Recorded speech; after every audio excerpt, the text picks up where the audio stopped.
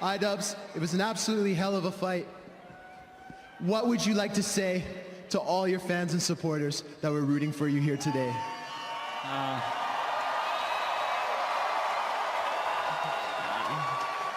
I don't know. This shit's hard.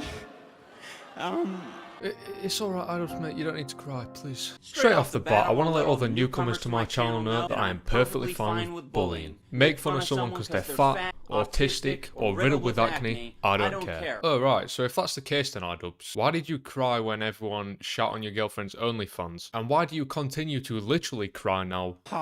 This shit's hard. Because people think you cringe. Right, so how's everyone doing? Idubbbz has recently been in a lot of just the mainstream news, the internet drama circle, quite a lot recently. And there are a fair few reasons that I want to talk about him today. The main one being that he recently leaked that Content Cop could be coming back. So if you haven't been following Idubbbz for the past few months, you might not know that he recently hosted his second Creator Clash boxing event. There was a bunch of drama involving that situation due to a creator called Froggy Fresh being kicked off for making some jokes about Anissa's OnlyFans. Check out my other Idubbbz video for that little cheeky self-promo. That entire situation basically led for a bunch of people calling for the event to be boycotted because they didn't agree with the way that Idubbbz went about it. So from that moment on, people were just ready to hate Idubbbz for basically any reason. Now, while I disagreed with his actions in that situation, I didn't think the event should have been boycotted or just cancelled at all. But nonetheless, the event was pretty successful. Now, the main thing that sparked me to make up another video about Idubbbz is because recently he went on the H3 podcast and kind of sprinkled some little teasers that he was going to drop a new Content Cop. You want to hint at maybe what else you're going to do on your main channel?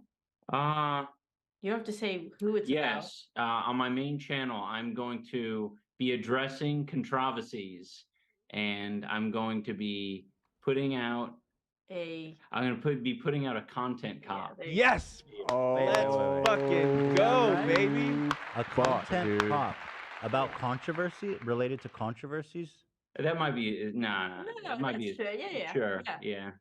Wow. It's a content cop. I am. This is a very vague tease. In my opinion, he's not going to do the Content Cop in the style that everyone loves. Because if you're not aware, recently Idubbbz has been going on basically a press run on multiple people's podcasts, YouTube shows, talking about how much he dislikes his past self and how edgy he was. So I think it's pretty safe to assume it's not going to be anything like the classics. Now, a lot of people are theorizing, me myself included, that he's going to be a little bit cringe and make a Content Cop on his past self, and this is also further backed up by this clip. Content caught your old self, dude.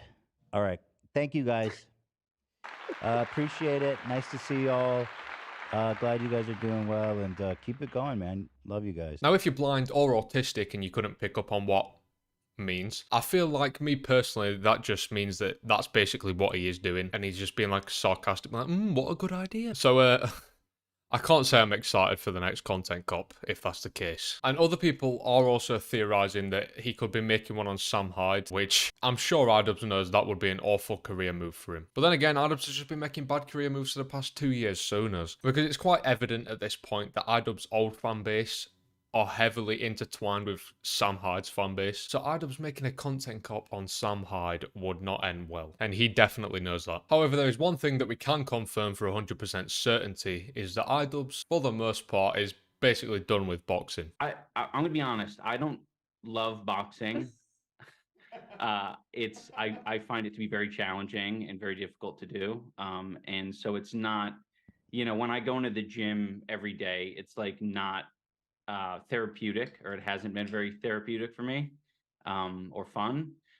There's moments, where it's like, oh, I'm doing well today, awesome, but it's been very hard. So just like relief that it's over, stress from the event accumulating because we had plenty of drama, and just criticism and everything online. It's just like it all kind of builds up, and it's like, oh shit, like at the end of this fight, a lot of that stress is now gone, or like fucking exiting my body in some, in in the form of tears. Now, I'm in a bit of a predicament when it comes to Idubbbz, alright, because the human side of me genuinely feels pretty bad for him and the amount of stress and relentlessly being shit on he's being put through. And then the mean commentary side of me is just like, mate, you gave so many people such a hard time with the amount of criticism and attention you gave them when you made videos on them. So in that vein, I don't really feel bad for you because those people deserve the criticism that you gave them, and you deserve the criticism that you're getting right now. Now, I want to take a moment to move the focus onto Idubbbz's wife, Anissa. This entire situation, especially now that Idubbbz has come out and said that he doesn't even enjoy boxing that much, kind of just feels like it was all just orchestrated by Anissa. And I know that's a very cringe standpoint, the way that everyone's going about it, very incel talk. But all it takes is a quick look at her leaked Discord logs from like 2017 to show that she's never been a fan of Idubbbz being a content creator. That's why she has married to a boxer in her Twitter bio, when Idubbbz is not a boxer. He's a content creator. And it seems to me that from the beginning, she's always been the one that's been heavily pushing for this boxing stuff to be a success, which is fair and all. I understand that. Want to be supportive to your partner and everything, cool. But as I said, Idubbbz has come out and said that he's not even that big of a fan of boxing and don't enjoy it. And this whole event, the past 2 events they've done, apparently they haven't even made a single penny from it, really. If anything, they lost money. They've just been living off their savings because for the past 2 years, Idubbbz hasn't been making content, because obviously he's been focusing on training. And 2, since it's a charity event, most of the money that they make from the event they give to the charity. I don't know, me personally, no hate really towards Anissa. I'm sure as a person she's nice, but I'm just saying that it seems kind of orchestrated by her, given